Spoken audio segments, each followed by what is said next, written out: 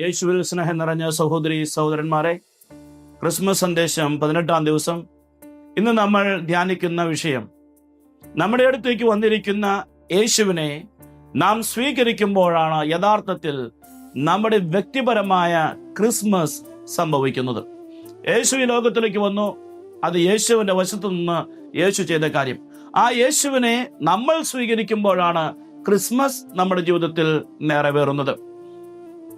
യോഹന്നാന്റെ സുവിശേഷം 1-ാം അധ്യായം 11-ാമത്തെ വചനത്തിൽ നാം വായിക്കുന്നു, അവിടുന്ന് തന്റെ സ്വന്തം ജനങ്ങളുടെ അടുത്തേക്ക് വന്നു, എന്നാൽ സ്വന്തം ജനങ്ങൾ അവിടുത്തെ സ്വീകരിച്ചില്ല.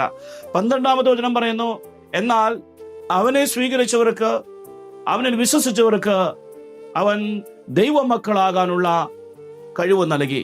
അപ്പോൾ യേശുവിനെ സ്വീകരിച്ചവർക്കാണ് ആശീർവാദം ലഭിച്ചത്. യേശുവിനെ സ്വീകരിച്ചവർക്കാണ് ദൈവമക്കളാകാൻ സാധിച്ചത്. യേശു വന്നതുകൊണ്ട് മാത്രം ക്രിസ്മസ് ആകുന്നില്ല.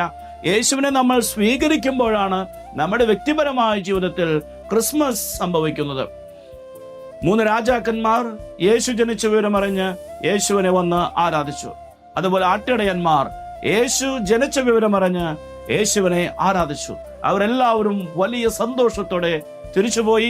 അവരുടെ ജീവിതത്തിൽ ക്രിസ്മസ് സംഭവിച്ചു. ഈ ക്രിസ്മസ് സന്ദർഭത്തിൽ യഥാർത്ഥ ക്രിസ്മസ് നമ്മുടെ ഓരോരുത്തരുടെയും വ്യക്തിപരമായ ജീവിതത്തിൽ സംഭവിക്കാൻ വേണ്ടി നമുക്ക് പ്രാർത്ഥിക്കാം. സർവശക്തനായ ദൈവം നമ്മെ ഓരോരുത്തരെയും സമൃദ്ധമായി അനുഗ്രഹിക്കട്ടെ. നമ്മെ തേടി വന്ന യേശുവിനെ സ്വീകരിച്ച് ആ യേശുവിനെ നമ്മുടെ ഹൃദയത്തിൽ സ്ഥലം നൽകി നമ്മുടെ വ്യക്തിപരമായ ജീവിതത്തിൽ ക്രിസ്മസ് സംഭവിക്കുന്ന രീതിയിൽ നമുക്ക് ഒരുങ്ങാം. ദൈവം നമ്മെ സമൃദ്ധമായി അനുഗ്രഹിക്കട്ടെ.